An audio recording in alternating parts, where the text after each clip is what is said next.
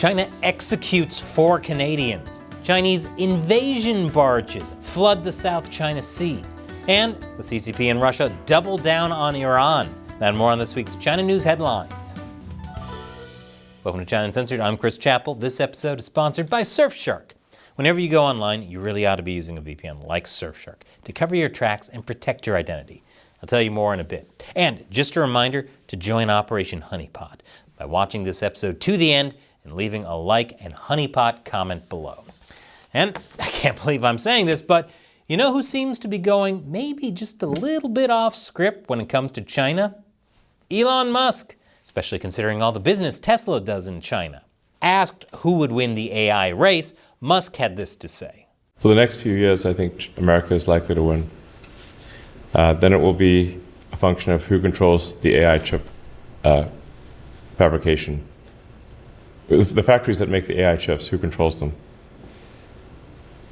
If more of them are controlled by China, then China will win. Currently, 100% of advanced AI chips are made in Taiwan. How fast could we put that online in America, and how important is that for national security? I think it's essential for national security, and we're not doing enough. Of course, it's possible the CCP will see this argument as favoring them, since it's possible the U.S. would be less likely to come to Taiwan's aid in the case of a Chinese invasion, if it had its own chip-making facilities.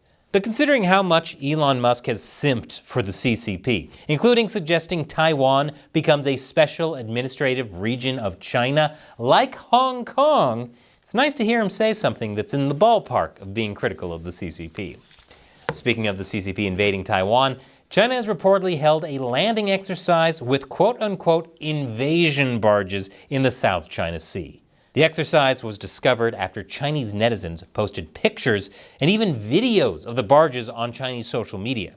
These special barges, suitable for a military landing on Taiwanese beaches, connect to each other in a line stretching out to deep water and put down retractable pillars to stabilize them on the seafloor. The satellite analysis confirmed that the drills took place in Zhanjiang, Guangdong province, about 620 miles from Taiwan, between March 11th and March 14th.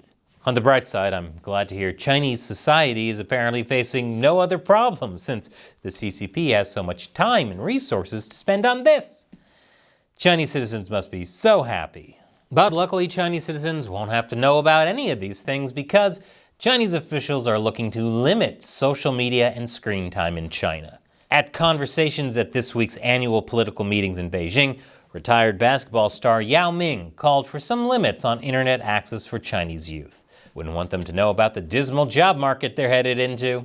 One student told Voice of America that Chinese teenagers and young people are absolutely addicted to the internet. You can find people walking on the streets, looking at their phones everywhere and all the time. We use the internet to do almost everything.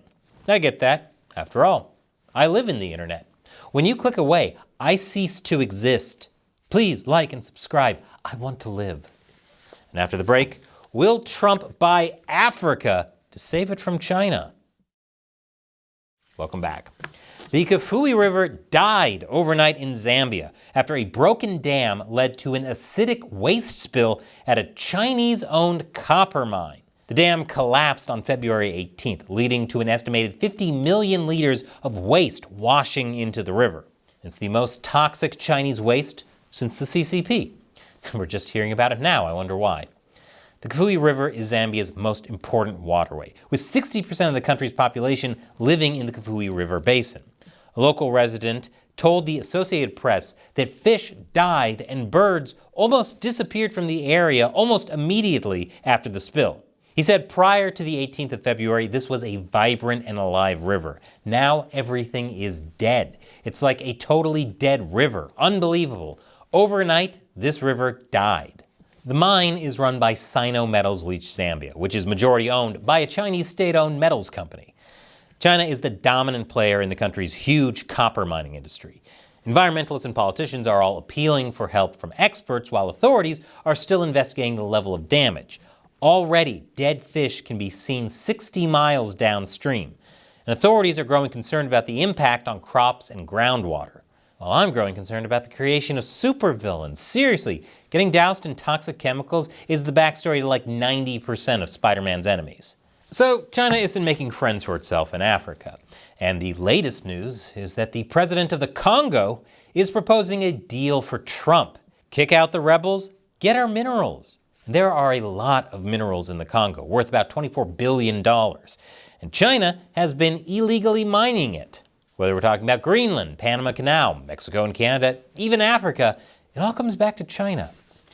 The U.S. is imposing visa restrictions on Thai officials involved in the February 27th forced return of 40 Uyghurs to China. According to U.S. Secretary of State Marco Rubio, the restrictions are effective immediately as of March 14th.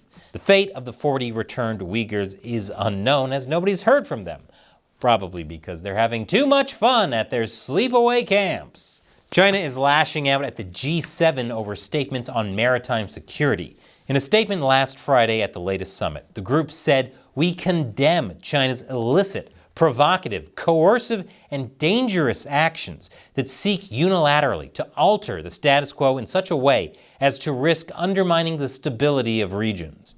I wonder what they might be talking about. The G7 also appeared to change their stance on Taiwan just a teensy-weensy bit. The 2025 statement repeats wording from previous years supporting peace and stability in the Taiwan Strait and the peaceful resolution of cross-strait issues. However, it leaves out previous references to the One China policy. It also does not say their position on Taiwan has not changed. So, like Elon, they're now in the ballpark of being critical of the CCP. We're winning. Oh, spoke too soon. China just executed 4 Canadians earlier this year over drug-related crimes. I'm sure they got a fair trial. China is also hitting Canada with tariffs on almost $4 billion worth of goods. I hope Canada boycotts Chinese-made goods at least as hard as they've been boycotting U.S. goods. China and Russia are coming together to back Iran as U.S. President Donald Trump presses Tehran for nuclear talks. Trump has warned Iran to stop arming its proxies and is even hitting the Yemen-based Houthis, who are supported by Iran and also by China. Trump has also reimposed his maximum pressure sanctions on the Islamic Republic, and according to Axios, his recent letter to the Iranian supreme leader included a 2-month deadline for Iran to agree to a new nuclear deal with unspecified consequences once the time is up. China has responded by slamming any threat of force from the West, including sanctions. Gee, I can't imagine why Russia and China would be opposed to sanctions being slapped on hostile foreign nations. This comes right after Iran, China, and Russia held joint naval drills in the Gulf of Oman, to which Trump responded by saying this. Russia, China, and Iran are doing military exercises together. Does that concern you? No, not at all. Not at all. Why not? Because we're stronger than all of them. We have more power than all of them. Well, I hope that's true. But currently, China's Navy alone surpasses the size of the United States, and U.S. shipbuilding is years behind. But Trump is ever the sunny optimist. That's what people always say about him, right? Also, the U.S. is reportedly offering up to $15 million for information on multiple Chinese nationals who illegally get advanced U.S. technologies for Iran's Revolutionary Guard. China supplies Iran with ingredients crucial to making ballistic missiles and other such weaponry. But in October, Israel bombed factories in Iran where those components were being stored, meaning it would take the Islamic Republic at least a year to make more ballistic missiles. Except Iranian ships are probably getting it from China now. It's a shame seeing so much conflict in the Middle East. It's always been such a place of sunny optimism. That's what people always said about the Middle East, right? And did you know that every time you go online, everything you do is potentially compromised? And that's why the people at Surfshark created a VPN that keeps your internet activity private and secure. If you're not taking active steps to protect yourself, everything you do is being tracked and logged by the websites you visit, your internet service provider, and often by your own government. Using a VPN makes you harder to track. Surfshark has servers you can connect to in over 100 countries, more than any other VPN.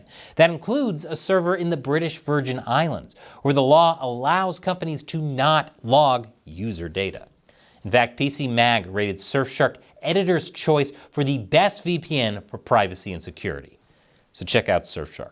With just one Surfshark account, you can connect as many devices as you want. It also comes with a 30-day money-back guarantee. So try out Surfshark risk-free. Go to surfshark.com/uncensored to get up to 4 months extra. That's surfshark.com/uncensored. The link is in the description below. And before you go, we are still struggling with YouTube and Apple censorship, but we're getting around that with a free China Uncensored newsletter. You can sign up at chinauncensored.substack.com. I'll put a link to it below. Sign up and you'll actually get notified about new episodes, plus a lot of cool other stuff you won't see anywhere but the newsletter. Once again, I'm Chris Chappell. See you next time.